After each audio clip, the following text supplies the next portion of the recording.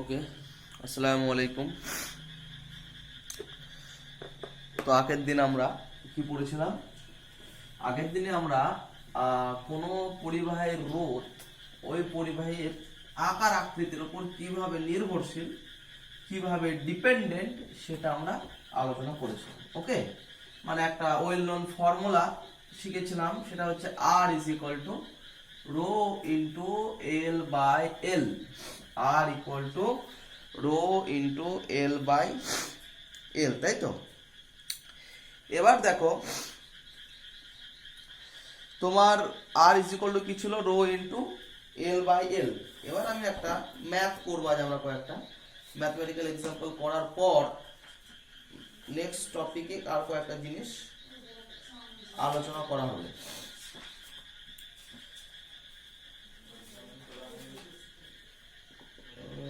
Math করাতে হবে একটা।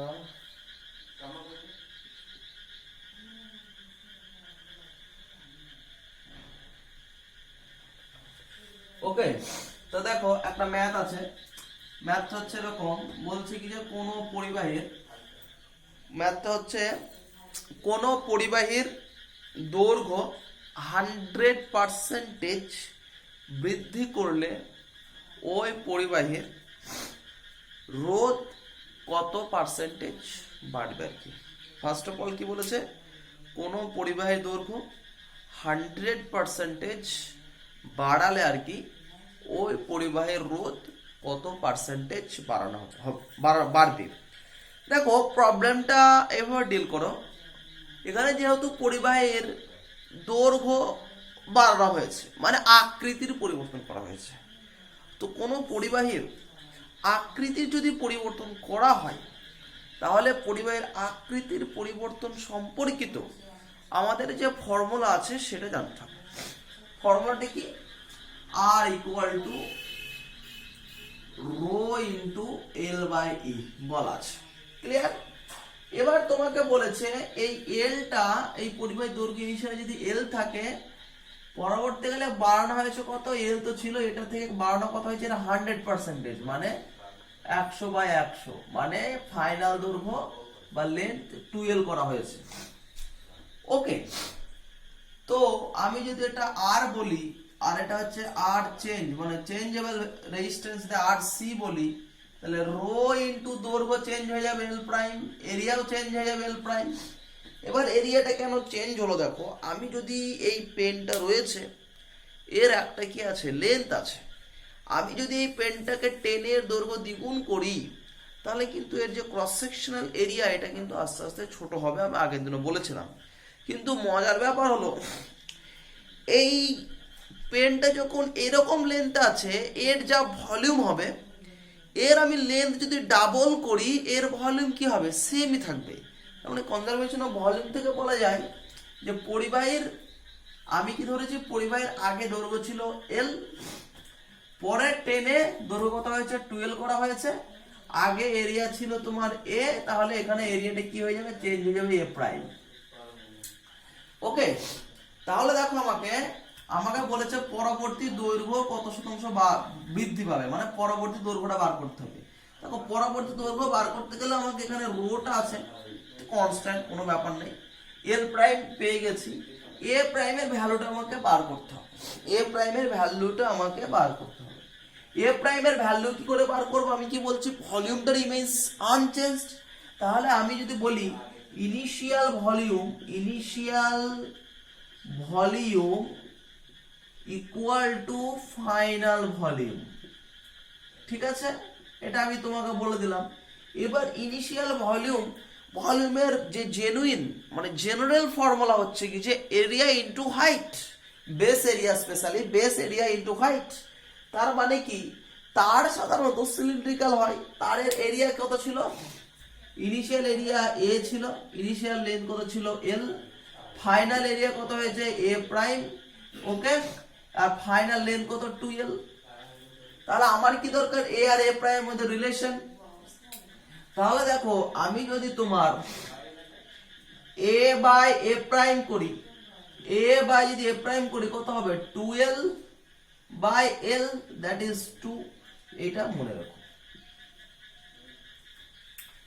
ওকে, এবার দেখো আমার কি চাই, চেঞ্জেবল রেজিস্ট্যান্স আরসি বাই আর করো। কেন বলো তো, আমার রোটাও জানা নাই, তাহলে আমি রেশিও যদি নিই দুটো কনস্ট্যান্ট, রোটা কেটে যাবে, তার জন্য আমি কি রেশিওটা নিয়ে করলে আমার ম্যাথমেটিক্যাল ক্যালকুলেশন ইজি হবে। অন্য মেথডও করতে পারো, এখানে আরসি এর ভ্যালুটা বার করে নিলে তারপর আরসি মাইনাস আর করলে কতটা বেশি সেটাই হচ্ছে ব্যাপার। এবার দেখো এই আরসি বাই আর যদি করি আমি, দেখো আরসি মানে কত, rho into L prime by A prime, R কত দেখো উল্টে যাবে, এ বাই রো ইন্টু এল।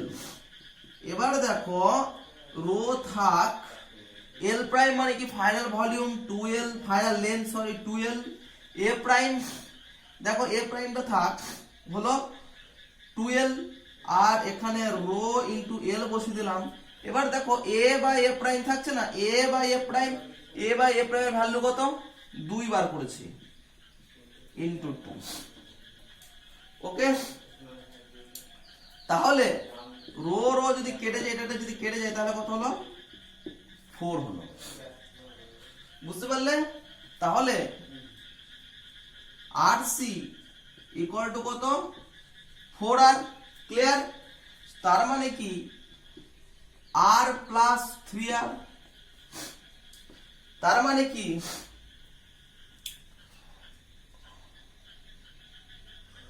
এটাকে লেখা যায় R plus, okay, R into 300 by 100 percentage. Okay, বুঝতে পারলে? 300 বাই 100 ইন্টু 100%, 100 ইন্টু 100%। ওকে, তার মানে দেখো এইটা কি ছিল, ইনিশিয়াল লেন্থ, ইনিশিয়াল রেজিস্ট্যান্স বেড়েছে কত, আর প্লাস 300 আর পার্সেন্টেজ বেড়েছে, মানে কত পার্সেন্টেজ রেজিস্ট্যান্স বেড়েছে, রেজিস্ট্যান্স বেড়েছে তোমার 300% তোমার রেজিস্ট্যান্স বেড়েছে আর কি। মানে অ্যাকচুয়ালি পার্সেন্টেজ দেখুন এখানে দিও না, তাহলে ম্যাথমেটিক্যাল ক্যালকুলেশন ভুল হয়ে যাবে এরকম। এই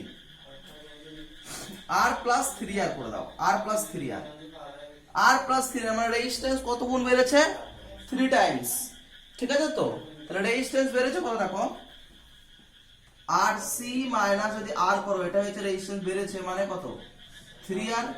এবার আমি বলছি কত পার্সেন্টেজ রেজিস্ট্যান্স বেড়েছে আর কি, দেখো কত 3r রেজিস্ট্যান্স বেড়েছে, আর এর মধ্যে 100 এর মধ্যে কত বাড়বে পার্সেন্টেজ দিয়ে দাও, আর আর কেটে গেল মানে 300%। রেজিস্ট্যান্স তোমার বেড়েছে ওর 300%, ওই রোধটার মানে পরিবাহীর রোধটা 300% বাড়ছে যদি তোমার লেন্থটাকে 100% বাড়ানো হয়। এবার এটা নিয়ে তুমি আরো অনেক কোয়েশ্চেন করতে পারো, যদি তোমার এরিয়াটা যদি 50% বাড়ানো হতো তাহলে রোধ কত পার্সেন্টেজ বাড়তো, একটা কোয়েশ্চেন হতে পারে।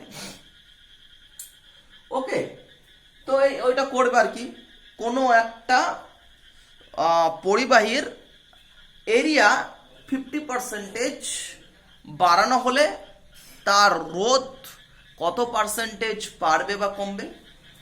আবার একটা প্রবলেম করবে, কোনো পরিবাহীর এরিয়া 50% কমানো হলে তার রোধ কত পার্সেন্টেজ বাড়বে বা কমবে। আর একটা প্রবলেম করবে, কোনো পরিবাহীর দৈর্ঘ্য 50% কমালে তার রোধ কত হবে সেটা তুমি বার করবে। ওকে, তাহলে তিনটে প্রবলেম, এরিয়াটাকে 50% বাড়ালে রোধ কত পার্সেন্টেজ বাড়বে বা কমবে, এরিয়াকে 50% কমালে রোধ কত পার্সেন্টেজ বাড়বে বা কমবে, লেন্থকে 50% কমালে রোধ কত পার্সেন্টেজ বাড়বে বা কমবে। ওকে, তো তোমার এই হলো একটা প্রবলেম করালাম। তোমরা ক্লাস 10 থেকে এই ফর্মুলা রিলেটেড অনেক প্রবলেম করে এসছো, তো আমি এই জন্য আর বেশি প্রবলেম ডিসকাস করছি না। ওকে, এবারে দেখো আমরা এবার কি করব,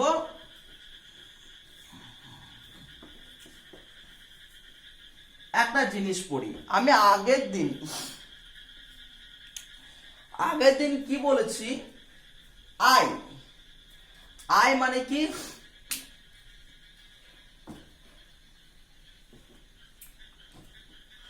আই মানে কি, I equal to Q by T, মানে প্রতি একক সময়ে যে পরিমাণ আধান পরিবাহিত হয় বা প্রবাহিত হয় সেই পরিমাণ আধানকে বলা হয় কারেন্ট আই। সো আমি এটাকে I equal to Q equal to I into T করতে পারি না, এটা করছে না। আমি এটা তাহলে এইভাবে না করে আমি অন্যভাবে একটা জিনিস করে আগে, অন্য একটা জিনিস বলে আগে। কি বলতো,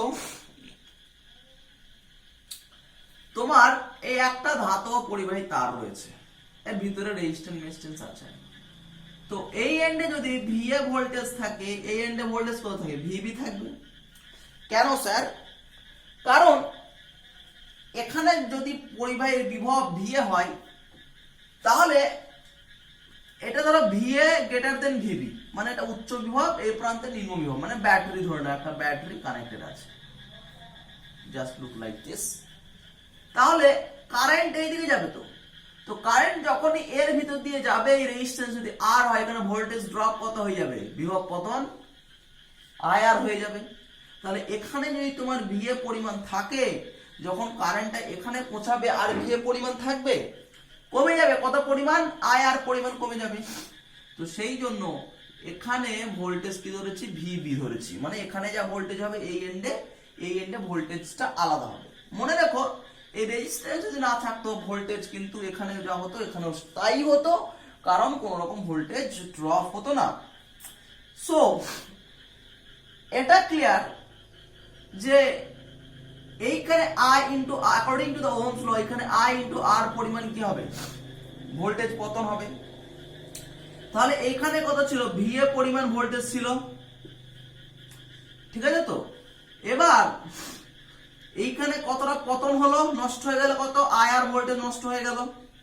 এই যে ভোল্টেজটা পড়ে থাকবে সেটাই তো এখানে ভোল্টেজ এক্সিস্ট করে, মানে VB. Is it clear?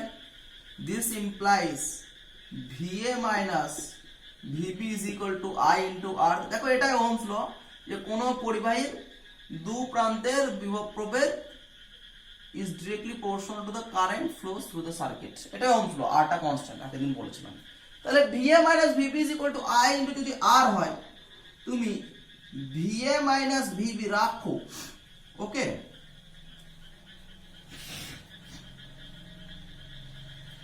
I into R, R মানে কি, rho into L by A, এটা বুঝতে পেরেছো, rho into L by A।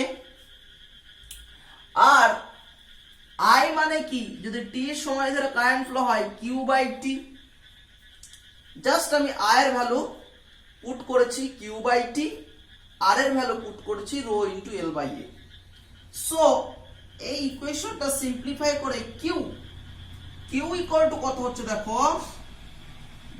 VA, Q equal two হচ্ছে তোমার Q, that is the Q, A into VA minus VB into T by rho into L। বোঝা গেল? এটা হচ্ছে Q। তার মানে আমি এটাকে একটু ভালোবেসে যদি লিখি, 1 by rho into A into VA minus VB by L, that is the Q। বোঝা গেল? এ হচ্ছে Q।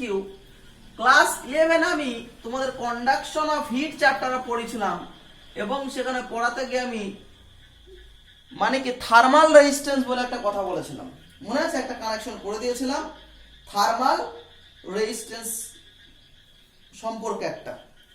তো সেক্ষেত্রে আমি কি বলেছিলাম, যে কিউ, এখানে কিউ কিন্তু আলাদা, এখানে কিউ মানে চার্জ, থার্মালের আমরা রিলেশন পেয়েছি কি দেখো, আশা করি মনে থাকা দরকার। Q equal to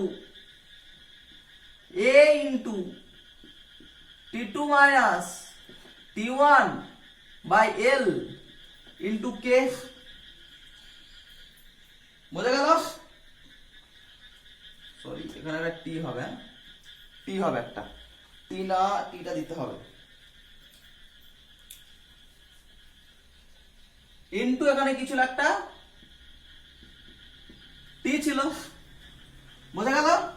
Q into a into T2 minus T1 into T by L. ঠিক আছে, এবার দেখো এই টিটা এখানে কি ছিল, থিকনেস ছিল, মানে কতটা পুরু। এলটা কি ছিল, এই দুটো জিনিস আমি একটু কম্পেয়ার করব। এই ফর্মুলাটা কার জন্য ছিল, যেরকম একটা লোহার রড ছিল, ওকে, এবং সেই লোহার রড যদি থাকে, লোহার রডের এই এন্ডটা যদি তোমার কি করা হয়, হিট করা হয়, তাহলে কি হিট আস্তে আস্তে এইদিকে ফ্লো হয়। সো কত পরিমাণ হিট কোথায় গেলে ফ্লো হবে তার রিলেশন হচ্ছে এটা। এটা হচ্ছে লেন্থ ছিল, এরিয়া এ হচ্ছে এরিয়া ছিল, ওকে।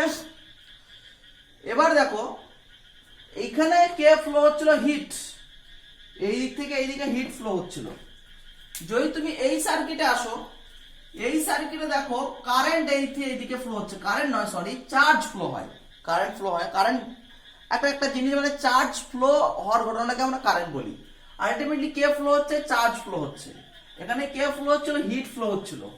এখানে মানে হিট ফ্লো হচ্ছিল বলে কি মেজারমেন্ট করছিলাম, হিট মেজারমেন্ট করছিলাম। এখানে চার্জ ফ্লো হচ্ছিল বলে চার্জ মেজারমেন্ট করছি।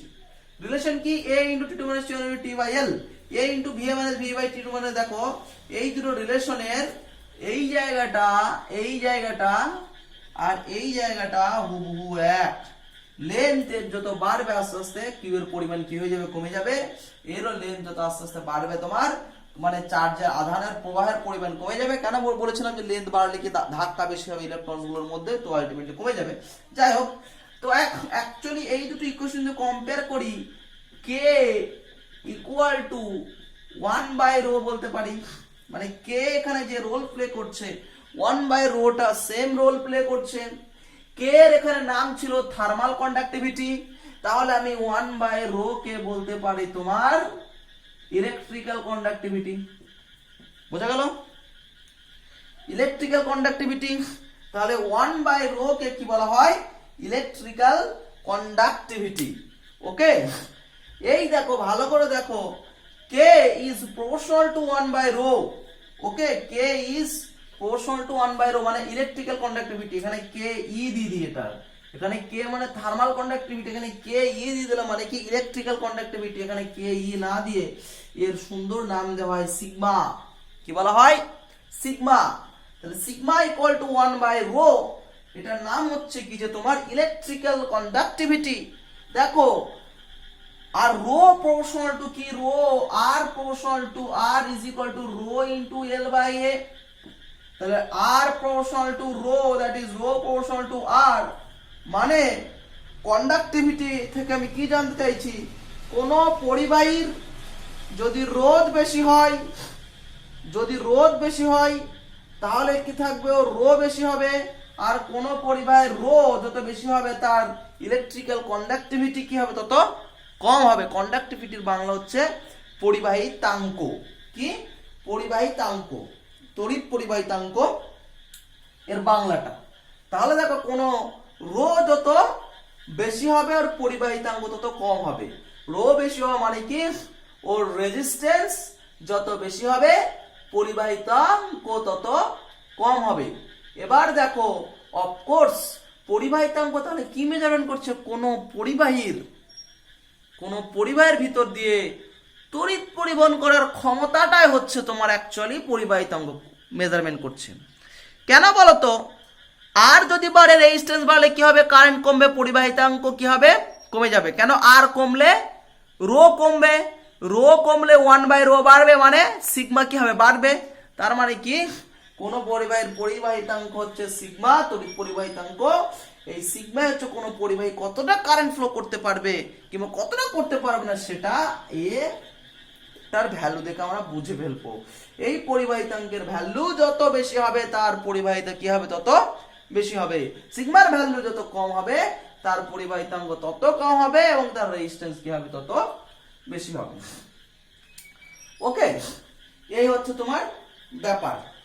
তাহলে দেখো এই 1/ρ কে আমরা কি বলছি? সিগমা বলছি। দিয়ে তখন ওরা বলছে যে 1/ρ কে সিগমা যদি বলি আমি, আর প্রপোর্শনাল টু রো, তাহলে 1/ρ কে সিগমা বলছি, তার মানে কি দেখো আর প্রপোর্শনাল টু রো, তাহলে এটা করতেই হবে।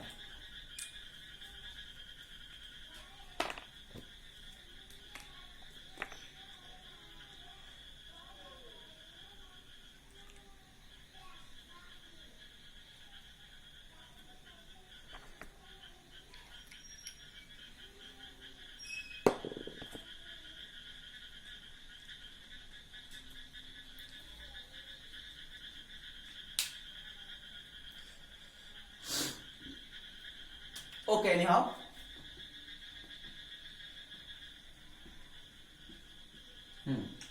R proportional to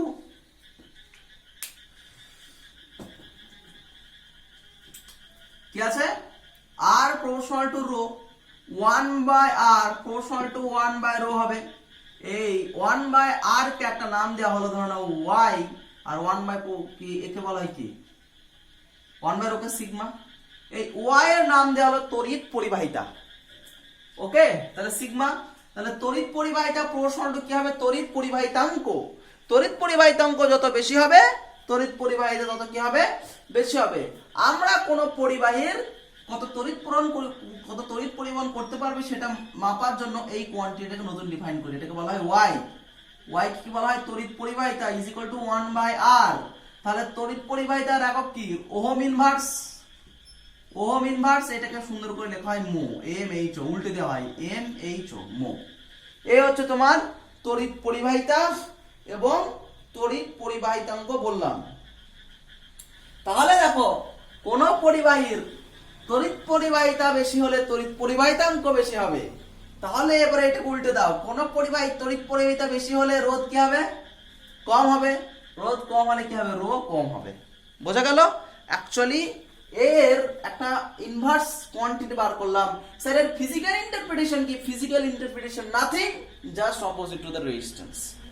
এটা করে আমাদের কি হয় যে একটা পরিবাহী ডাইরেক্ট দেখো কোন একটা বাচ্চা যদি বলো পরিবাহীর রোধ বেশি আর কি, তাহলে ওকে আবার উল্টাতে হবে যে তার পরিবাহীর রোধটা বেশি মানে তড়িৎ পরিবাহিতাঙ্ক কম বা তড়িৎ পরিবহন করার ক্ষমতার কম, মানে উল্টাতে হবে একবার।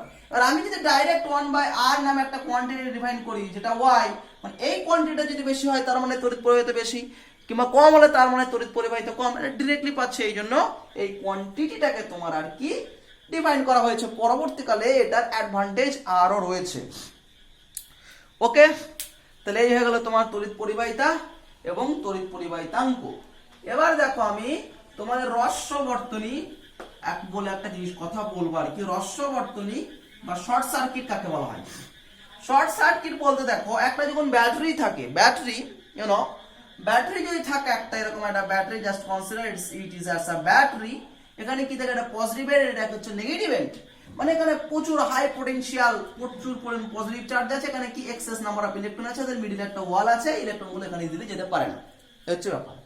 কোনো কারণে কেউ যদি একটা খুব অল্প রেজিস্ট্যান্স একটা ওয়্যার যদি এদের মিডলে জুড়ে দেয়, তাহলে কি হবে?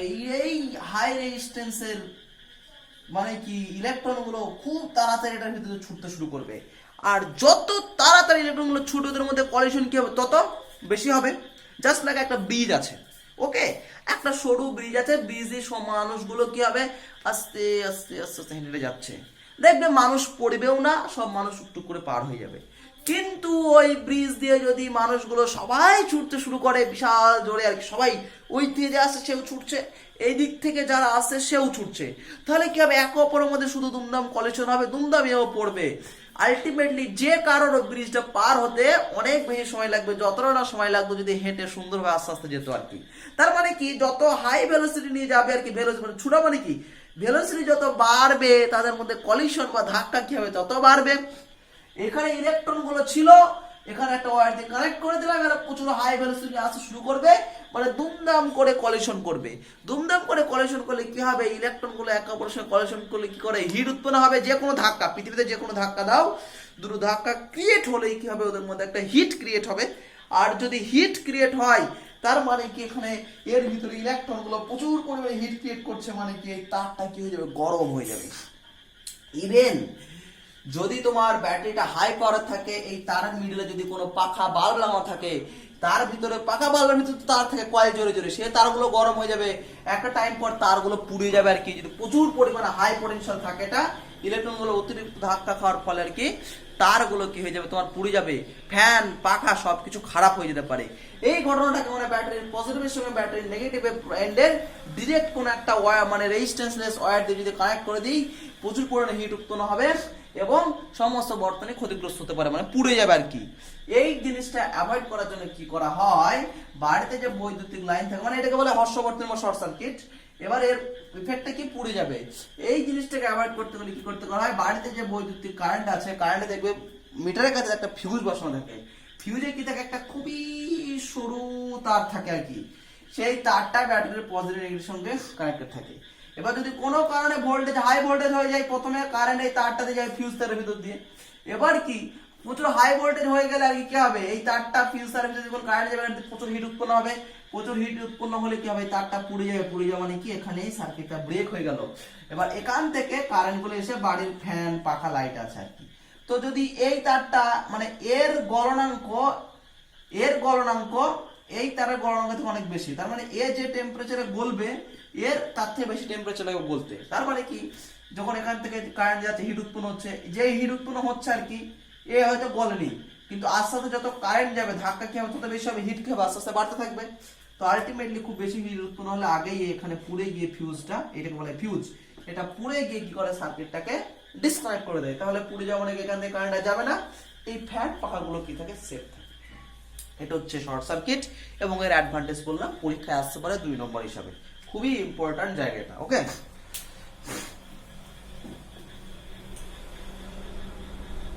এবার দেখো দেখি আর একটা টপিক আলোচনা, কত সময় হলো সেটা আগে দেখি। ওকে, আর একটা টপিক আলোচনা করি। এবারে দেখো আমরা কি করব, যে উষ্ণতার সঙ্গে কোন পরিবাহীর রোধ, ঠিক আছে, তো উষ্ণতার সঙ্গে কোন পরিবাহীর যে রোধ রয়েছে সেই রোধের ভ্যারিয়েশন কি বলেছিলাম, ওহমীয় পরিবাহীর ক্ষেত্রে উষ্ণতা যত বাড়বে ওই পরিবাহীর রোধ তত বাড়বে, এবং অওহমীয় পরিবাহীর ক্ষেত্রে উষ্ণতা যত কমবে, উষ্ণতা যত বাড়বে রোধ বাড়তেও পারে কমতেও পারে। ওকে, আবার একবার বলছি, ওহমীয় পরিবাহীর ক্ষেত্রে কোন পরিবাহীর রোধ উষ্ণতা বাড়ার সঙ্গে সঙ্গে কমে, উষ্ণতা বাড়ার সঙ্গে সঙ্গে রোধ বাড়ে, এবং অওহমীয় পরিবাহীর ক্ষেত্রে উষ্ণতা বাড়ার সঙ্গে সঙ্গে রোধ বাড়তেও পারে কমতেও পারে। কেন পারে আমি জাস্ট বলছি আর কি, ওহমীয় পরিবাহীর ক্ষেত্রে তোমার যদি উষ্ণতা বাড়ার, অ্যাকচুয়ালি কি ওহমীয় একটা পরিবাহী, এর ভিতর দিয়ে রোধ বাড়া মানে কি ইলেকট্রনের ফ্লোকে বাধা দেওয়া, তাই তো, মানে একটি ইলেকট্রন এখান থেকে এখানে যেতে ধরো না 5 সেকেন্ড টাইম নিল, এর রোধ বেড়ে যাওয়া মানে কি এখান থেকে এখানে যেতে 5 সেকেন্ড লাগবে না, আবার বেশি টাইম লাগবে, 6 সেকেন্ড কিংবা 8 সেকেন্ড কিংবা 10 সেকেন্ড লাগবে, মানে কি একে যেতে বাধা দিচ্ছে বলে বেশি সময় লাগছে আর কি। ওকে, আমি এখান থেকে ওই জায়গাটায় যাবো, আমি এদিকেও বাধা না দেয় টুক করে চলে যাবো তাড়াতাড়ি, যেতে এদিকে বাধা দেয়, ধাক্কা দেয়, দেয়, তাহলে কি আমার যেতে সময় লাগবে। তার মানে কি যত বেশি বাধা দেয় আমার যেতে তত বেশি সময় লাগবে, সময়টা কার সঙ্গে রিলেটেড, ভেলোসিটির সঙ্গে। এবার দেখো এই যে ওয়্যারটা আছে, একটা পরিবাহী তার রয়েছে, এর ভিতর দিয়ে তোমার ইলেকট্রন ফ্লো হবে। এবার বলছে যদি এই তারটার যদি আস্তে আস্তে তাপমাত্রা যদি বাড়াই আমি, তাহলে নাকি ইলেকট্রন গুলো এখানে যেতে বেশি টাইম লাগবে, মানে কি রোধ পরিবাহীর বাড়বে। কেন বাড়বে, কারণ আমি যদি হিট দিই বা টেম্পারেচার বাড়ানো মানে কি হিট দেওয়া, হিট দেওয়া মানে কি ইলেকট্রন গুলো কি হবে, হিট এনার্জি অ্যাবজর্ব করবে, ইলেকট্রন গুলো হিট এনার্জি অ্যাবজর্ব করলে কি হবে, ওদের কাইনেটিক এনার্জি বেড়ে যাবে, কাইনেটিক এনার্জি বাড়া মানে কি আমার ভেলোসিটি বেড়ে যাওয়া। এবার আমি একটু আগে বললাম আর কি, একটা ব্রিজ দিয়ে যদি সবাই আস্তে আস্তে হেঁটে হেঁটে যায়, কারোর সঙ্গে কারো ধাক্কা হবে না, সবাই খুব সুন্দরভাবে পৌঁছে যাবে। কিন্তু ব্রিজ দিয়ে যদি সবাই একদম ছুটতে ছুটতে শুরু করে, ছুটে যায়, সরু ব্রিজ খুব ছুটে যদি যায়, তাহলে কি দেখবে, আর প্রচুর লোক যাচ্ছে, ছুটে যদি যায় তাহলে ভেলোসিটি মানে ছুটা মানে কি ভেলোসিটি যদি বাড়ায়, এক অপরের সঙ্গে দুমদাম ধাক্কা লাগবে, পড়ে যাবে আর কি, দিয়ে যেতে সময় লাগবে। তাহলে ইলেকট্রনগুলো কি স্যার পড়ে যায় ধাক্কা পাবে না? এই ইলেকট্রনটা যদি আমি হিট দেওয়ার ফলে কি হয়েছে, কাইনেটিক এনার্জি বেড়ে গেছে, ভেলোসিটি বেড়ে গেছে। ভেলোসিটি বাড়ার জন্য কি হবে, এই হাই ভেলোসিটি দুম করে এখানে সামনে যাচ্ছে, ধাক্কা মারলো, ধাক্কা মেরে কেবে এইদিকে পিছিয়ে আসলো, এর সামনে মেরে চলে গেলো, ধাক্কা মেরে আরেকজনকে মারলো, সেই দিকে পিছিয়ে আসলো, এই জীবন মানে ইলেকট্রনগুলো ধাক্কা মেরে এদিক ওদিক এদিক ওদিক ওদিক ছোড়াছড়ি করবে পরিবারের ভিতরে আর কি, মানে সারফেসের উপরে এদিক এদিক চলে যাবে আর কি। আলটিমেটলি টেম্পারেচার বাড়ালে ভেলোসিটি বাড়ে, ভেলোসিটি বাড়লে নাম্বার অফ পলিউশন বাড়বে, নাম্বার অফ পলিউশন বাড়লে ইলেকট্রনগুলো যেতে বেশি সময় লাগবে, মানে পরিবাহীর রোধ বেড়ে যায়। সোজা সাপটা কথা ওহমে পরিবাহীর ক্ষেত্রে। কিন্তু সেমিকন্ডাক্টর যদি উদাহরণ দিই, সেমিকন্ডাক্টর ক্ষেত্রে যদি টেম্পারেচার যদি তোমার বাড়ায় আর কি, তাহলে ওই পরিবাহীর রোধ কমে। কেন কমে তোমরা ভালো করে জানো আর কি, টেম্পারেচার বাড়লে কি থাকে, ব্যালেন্স ব্যান্ডের ইলেকট্রনগুলো কি হয়, এক্সাইটেড হয়ে যায়, হাই এনার্জি পায়। হাই এনার্জি পাওয়ার জন্য কি করে, ওরা জাম্প করে আর কি ব্যালেন্স ব্যান্ড থেকে কন্ডাকশন ব্যান্ডে চলে যায়। আর কন্ডাকশন ব্যান্ডে মানে কি ইলেকট্রনটা ফ্রি হয়ে যায়, আর কারেন্ট ফ্লো করে কি ফ্রি ইলেকট্রনস। এই কারণে আর কি সেমিকন্ডাক্টরের ক্ষেত্রে আর কি টেম্পারেচার বাড়লে কি হবে, রোধ কমে। কেন রোধ কেন কমছে স্যার? কারণ এখানে কন্ডাকশন ব্যান্ডে যতগুলো ইলেকট্রন ছিল, মানে ফ্রি ইলেকট্রন যতগুলো ছিল, হিট দেওয়ার ফলে ব্যালেন্স ব্যান্ড থেকে তার থেকে কিছু সংখ্যক ফ্রি ইলেকট্রন গিয়ে ওখানে ফ্রি হয়েছে, মানে number of the free electrons বেড়েছে আর কি। Number of the free electrons বাড়া মানে কি, কিউ মানে কি, কিউ মানে কি, কিউ মানে কি একটা ইলেকট্রন এর নাম্বার, একটা ইলেকট্রন ইনটু ইলেকট্রনের চার্জ, নাম্বার অফ ইলেকট্রন যত বাড়বে আর কি, কিউ এর পরিমাণ কত বাড়বে। আর আই মানে কি, কিউ বাই টি, কিউ যত বাড়বে আর কি, তাহলে কি আই তত বাড়বে, আর আই বাড়া মানে কি অবশ্যই রোধ কমেছে। Is it clear? তো অ্যাকচুয়ালি সেমিকন্ডাক্টর ডায়েট চ্যাপ্টারে তোমরা হয়তো পড়েছো, তো আমি একবার বললাম। এবার আমি যেটা বলছি, ওহমীয় পরিবাহীর ক্ষেত্রে উষ্ণতা বাড়লে যে রোধ বাড়ে, it is a physical interpretation, where is a mathematics, where is a mathematical relation, we have to find it. দেখো এই যে ওহমীয় পরিবাহীর ক্ষেত্রে আর কি উষ্ণতার সঙ্গে টেম্পারেচার যে সম্পর্ক, সেটা হচ্ছে আর আর টি, মানে টি টেম্পারেচার কোনো পরিবাহের উষ্ণতা কি হবে, 1 plus alpha T plus beta T square plus gamma T cube plus dot dot, এরকম একটা ইনফাইনাইট সিরিজ আছে। ঠিক আছে, ইনফাইনাইট সিরিজ আছে। ওকে, এই টেম্পারেচারটা হচ্ছে, মানে টেম্পারেচার হচ্ছে টি। ওকে, কত টেম্পারেচার বাড়াইছে আর কি। ওকে, বোঝা গেল?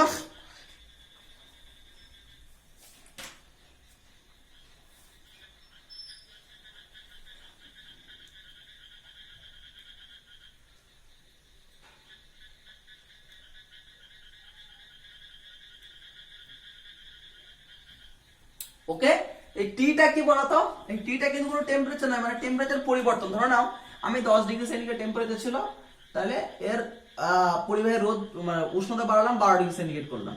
ঠিক আছে, তো তাহলে এই ডিফারেন্সটাকে বলা হয় টি। সেটা যদি হয় তাহলে ওই 12 ডিগ্রি সেন্টিগ্রেড টেম্পারেচার আর কি রেজিস্ট্যান্স কত হবে, আর R T is equal to 1 plus alpha T into beta T square into gamma T plus dot dot. ঠিক আছে, এবার দেখো এই যে টিটা কি কতটা টেম্পারেচার বাড়িয়েছে আর কি। এবার টেম্পারেচারে যদি খুব কম পরিমাণ বাড়াই, মানে 0.1 ডিগ্রি সেন্টিগ্রেড বাড়ালাম, 0.2 ডিগ্রি কিংবা 2 ডিগ্রি 3 ডিগ্রি সেন্টিগ্রেড যদি বাড়ালাম, তাহলে দেখো আমি এটা দেখো টি যদি মানে 0.1 ডিগ্রি সেন্টিগ্রেড যদি টেম্পারেচার বাড়াই, টি স্কয়ার কত হবে, টি স্কয়ার ইজ ইকুয়াল টু কত, 0.1 ইনটু 0.1 মানে 0.001। টি কিউ কত হবে, 0.1 into 0.1 into 0.1 মানে কি 0.0001 এরকম হবে আর কি, এক ঘর দুই ঘর, এটা 0.01 হবে, এটা দুটো হবে। এই তো হলো। তার মানে কি দেখো, যত এইদিকে আর কি এরপর কি টার্মটা কি হবে, টি টু দি পাওয়ার 4, যত ডান দিকে যাচ্ছে আর কি এই যে টার্ম গুলো কি হচ্ছে আস্তে আস্তে ছোট হতে শুরু করছে। 0.001 টি স্কয়ারের জন্য 0.01, টি কিউ এর জন্য 0.001, টি টু দি পাওয়ার 4 এর জন্য 0.00, মানে কি এই যে টার্ম গুলো আর কি কি হচ্ছে আস্তে আস্তে ডান দিকে যত যাচ্ছে ছোট ছোট হতে যাচ্ছে। কখন, যদি আমি উষ্ণতার পরিবর্তন যদি খুব ছোট করে আর কি, তো আমি বলছি উষ্ণতার পরিবর্তন যদি খুব ছোট করি, তাহলে আমার এই টার্মটাও কি হবে, খুবই ছোট, এই টার্মটাও তার থেকে ছোট, এই টার্মটা তার থেকে ছোট। সেই জন্য আমি বললাম যে উষ্ণতার পরিবর্তন যদি খুব ছোট হয়, তাহলে এইটা RT is approximately 1 plus alpha T. বাকি টার্মগুলো বাদ দিলাম। কেন বাদ দিলাম, কারণ উষ্ণতার পরিবর্তন খুব যদি ছোট হয়, তাহলে ওই টার্মগুলো খুবই ছোট, এই জন্য নেগলেক্ট করেছি। RT is equal to RT is equal to 1 plus alpha into T. বোঝা গেল? R T is equal to, এখানে আর থাকে একটা, ঠিক আছে? তো এটা আর নট বলা হয়, এটা একটা আর নট আছে, ঠিক আছে? এটা হচ্ছে তোমার একটা R naught into 1 plus alpha into T. Sir R নটটা কি? এই যে আমি বললাম ধরো 10 ডিগ্রি সেন্টিগ্রেডে ছিল আর কি, তাহলে এটা আর নট। আমি বাড়িয়েছি কত? 12 ডিগ্রি সেন্টিগ্রেড। 12 ডিগ্রি সেন্টিগ্রেড, তাহলে এই সময় যে রেজিস্ট্যান্স হবে সেটাকে আর টি বলা হয়। আর টিটা কি? টি ইজ ইকুয়াল টু 12 মাইনাস 10, এই দুইটা টি, ঠিক আছে? মানে ইনিশিয়াল যে টেম্পারেচারে যে রেজিস্ট্যান্স ছিল সেটাকে আর নট, ঠিক আছে? তো 12 ডিগ্রি সেন্টিগ্রেড টি এত এত, এ হলো এই ব্যাপার। এবার তোমাদের বইয়ে মেনলি আর নটটাকে বলেছে 0 ডিগ্রি সেন্টিগ্রেড উষ্ণতায় যে 0 ডিগ্রি সেন্টিগ্রেড টেম্পারেচারে যে রেজিস্ট্যান্স সেটাকে আর নট বলেছে আর কি। সেটা 0 ডিগ্রি নাও হতে পারে আর কি, তুমি যেখান থেকে বাড়াচ্ছ সেখান থেকে শুরু হবে ইনিশিয়াল টেম্পারেচার এক কথায়, কিন্তু বইয়ে তোমাদের ধরেছে যে 0 ডিগ্রি সেন্টিগ্রেড টেম্পারেচার। তো তোমরা বইয়ের মতো করে লিখবে, কোনো সমস্যা নেই। R T is equal to তাহলে আর নট, ওকে? তাহলে R T is equal to R naught plus R naught alpha into T, তাই তো? তাহলে দেখো R naught alpha into T is equal to R T minus R naught, বা কি বার করবো আমি? Alpha equal to R T minus R naught by R naught into T. এই আলফাটাকে বলা হয় টেম্পারেচার কোএফিসিয়েন্ট। কেন? দেখো টেম্পারেচার এটা সব কোএফিসিয়েন্ট, তো এই জন্য বলা হয় আলফাকে বলা হয় তোমার টেম্পারেচার কোএফিসিয়েন্ট। এবার কি তাহলে উষ্ণতা গুণাঙ্ক বলা হয় বাংলায়। এর ডেফিনেশন কি দেবে? যে কোন পরিবাহীর উষ্ণতা আর টি মাইনাস আর জিরো মানে কি? দেখো কোন পরিবাহীর উষ্ণতা টি 1 ডিগ্রি সেন্টিগ্রেড বৃদ্ধি করলে মানে কি কোন পরিবাহীর উষ্ণতা আর নট মানে 0 ডিগ্রি, ঠিক আছে তো? ঠিক আছে তো? মানে কি ডেফিনেশন দাও, 0 ডিগ্রি সেন্টিগ্রেড উষ্ণতায় কোন পরিবাহীর যে রোধ থাকে আর কি, ঠিক আছে তো, ওই রোধটা ইকুয়াল টু হবে ওই পরিবাহীর উষ্ণতা যদি 1 ডিগ্রি সেন্টিগ্রেড বাড়ায় তাহলে রোধে যে পার্থক্য হবে সেটা 0 ডিগ্রি সেন্টিগ্রেড উষ্ণতায় রোধের সমান হবে আর কি। ডেফিনেশন এরকম, ঠিক আছে তো?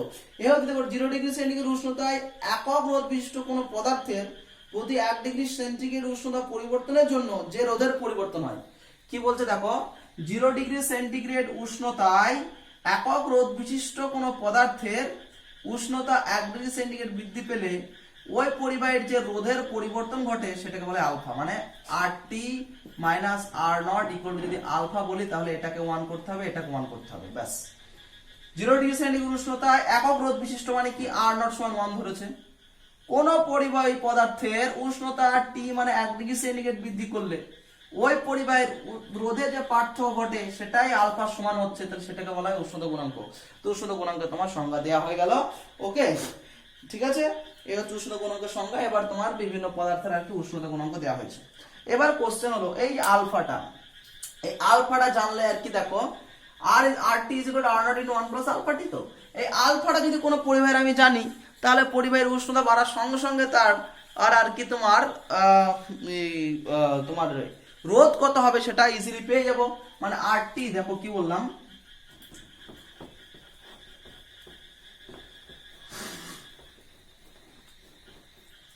এই দেখো আর টি মানে কি R naught into 1 plus alpha T. এর অ্যাডভান্টেজটা কি, যে আমি যদি আর নট মানে যে কোনো উষ্ণতা একটা পরিবাহীর রোধ জানি আর কি, আর বললাম পরিবাহীর উষ্ণতা চেঞ্জ করে দেওয়া হলো, তাহলে চেঞ্জ উষ্ণতায় পরিবাহীর রোধ কত হবে সেটা জানবো যদি টিটা মানে কত উষ্ণতা চেঞ্জ করছে সেটা দেখতে পাচ্ছি ডাইরেক্ট। এই আলফার ভ্যালু, উষ্ণতা গুণাঙ্কের ভ্যালুটা জানতে হবে। এবার উষ্ণতা গুণাঙ্কের ভ্যালু কি বললাম, alpha is equal to R T minus R naught by R naught into T. R নটটা কি 0 ডিগ্রি সেন্টিগ্রেড উষ্ণতা টেম্পারেচার। স্যার 0 ডিগ্রি সেন্টিগ্রেড উষ্ণতায় রোধ, 0 ডিগ্রি সেন্টিগ্রেড উষ্ণতায় কোনো পরিবাহীর রোধ মাপবো কি করে? 0 ডিগ্রি সেন্টিগ্রেড উষ্ণতা আমরা তৈরি করতেই পারি না আর কি, তাই না? মানে কি নেচারে তো সব 0 থেকে বেশি আর কি, ফ্রিজের ভিতরে হয়তো হয় তার থেকে হয়, তার ভিতরে রোধ নিয়ে কি মাপবো রোধ কত হচ্ছে, ওরকম কিছু দরকার নেই আর কি। এই মানে কি R naught alpha is equal to R T minus R, এটা বার করতে গেলে আর নট তো লাগবে। তো একটু সায়েন্টিস্ট একটু ট্রিকি পদ্ধতি ইউজ করেছে যে না 0 ডিগ্রি সেন্টিগ্রেড মানে কোনো পরিবাহীর রোধ আর নট মাপতে গিয়ে আমাকে 0 ডিগ্রি সেন্টিগ্রেড টেম্পারেচার তৈরি করার দরকার নেই। ওরা কি করলো, যে দেখো T1 ডিগ্রি সেন্টিগ্রেড উষ্ণতায় পরিবাহীর রোধ R1, T1 10 ডিগ্রি হতে পারে 20 30 যা খুশি। T2 ডিগ্রি সেন্টিগ্রেড উষ্ণতায় ধরলো R2, ঠিক আছে তো? T2 ডিগ্রি সেন্টিগ্রেড উষ্ণতায় ধরলো R2 আর কি। এবার যদি পরিবাহীটাকে কি প্রথমে T1 ছিল পরে T2 ছিল, তাহলে T1 থেকে T2 মানে কি T2 মাইনাস T1 বাড়ানো হয়েছে কত টি ডিগ্রি সেন্টিগ্রেড যদি বার করি, বাড়ানো হয়েছে, তাহলে অ্যাকচুয়ালি দেখো না সরি হ্যাঁ এই হলো ব্যাপার। এই এবার দেখো 0 ডিগ্রি সেন্টিগ্রেড উষ্ণতায় টেম্পারেচার, 0 ডিগ্রি সেন্টিগ্রেড টেম্পারেচারের রেজিস্ট্যান্স যদি R0 হয়, তাহলে আমি বলছি T1 ডিগ্রি সেন্টিগ্রেডে রেজিস্ট্যান্স R1 কত হবে? R1 ইজ ইকুয়াল টু কত হবে? R0 into 1 plus alpha into T. Okay, এবং T2 ডিগ্রি সেন্টিগ্রেড টেম্পারেচারে রেজিস্ট্যান্স যদি R2 হয়, R2 ইজ ইকুয়াল টু কত? R0 into 1 plus alpha into T. ঠিক আছে তো? দেখো ভালো করে বুঝতে পারলে কিনা। আলফা ইনটু টি, এবার এটা কি মানে কি টেম্পারেচার ডিফারেন্স টিটা। দেখো 0 ডিগ্রি সেন্টিগ্রেড থেকে T1 ডিগ্রি সেন্টিগ্রেডের যে ডিফারেন্স হবে, 0 ডিগ্রি থেকে T2 ডিগ্রি সেন্টিগ্রেড ডিফারেন্স কি এক হবে? আলাদা হবে। সেই জন্য আমি এখানে তোমার এটা কি দেব? T1 দেব, এটা ক্যাপিটাল T2 দিলাম। ঠিক আছে তো না? এটা হবে তোমার T1 প্রাইম মেরে দিলাম, এটা হচ্ছে T2 প্রাইম। কেন আমি বলছি এই টিটা কিন্তু ডিফারেন্স 0 রেসপেক্টে যতটা বাড়ানো হয়েছে, T1 0 থেকে T1 এর যে ডিফারেন্স হবে, 0 থেকে T2 তার ডিফারেন্স আলাদা হবে। ব্যাস এবার এই করে দাও, R1 বাই R2 করে দাও। কত হবে দেখো? R1 বাই R2 করলে R0 কেটে যাবে, তাহলে কত থাকবে? 1 plus alpha T1 prime by 1 plus alpha into T2 তার প্রাইম। ওকে, এই হচ্ছে তোমার এটা বার করলাম রেশিওটা। এবারে এই রেশিওটা বার করে জাস্ট কি করো? ক্রস মাল্টিপ্লাই করে দাও আর কি। ক্রস মাল্টিপ্লিকেশন যদি করে দাও তাহলে কি হবে দেখো? R1 into 1 plus alpha into T2 prime is equal to R2 into 1 plus alpha into T1 তার প্রাইম। ওকে, সময় করো কোন হলো? ওকে, তো আলটিমেটলি দেখো এই ইকুয়েশন, এটা খুব একটা ইজি ইকুয়েশন। এখান থেকে সলিউশন করে আলফা ইকুয়াল টু কত পাবে? R2 minus R1 by R1 T2। Alpha equal to R2 minus R1 by R1 T2 minus R2 T1 তার প্রাইম, এখানে প্রাইম হবে। এই হচ্ছে তোমার ফাইনাল রিলেশন। দেখো R2 টা কি ছিল? T2 ডিগ্রি সেন্টিগ্রেড টেম্পারেচারে রেজিস্ট্যান্স, এটা আমরা মাপতে পারবো। অ্যাটলিস্ট 0 তো নয়, 10 হোক 20 হোক। T1 R1 টা T1 এ রেজিস্ট্যান্সটা মাপতে পারবো। R1 তো মাপি T2 প্রাইম যে রেজিস্ট্যান্সটা মানে যত বাড়িয়েছি রোধটা আর কি 0 রেসপেক্টে, এটা ধরুন এটা 40 ডিগ্রি, তাহলে T2 প্রাইম কত হবে? 40 ডিগ্রি। ওকে, T1 প্রাইম কত হবে? 40 - 0 মানে কি 40। তাহলে সবগুলো আমি নরমাল টেম্পারেচার মাপতে পারি।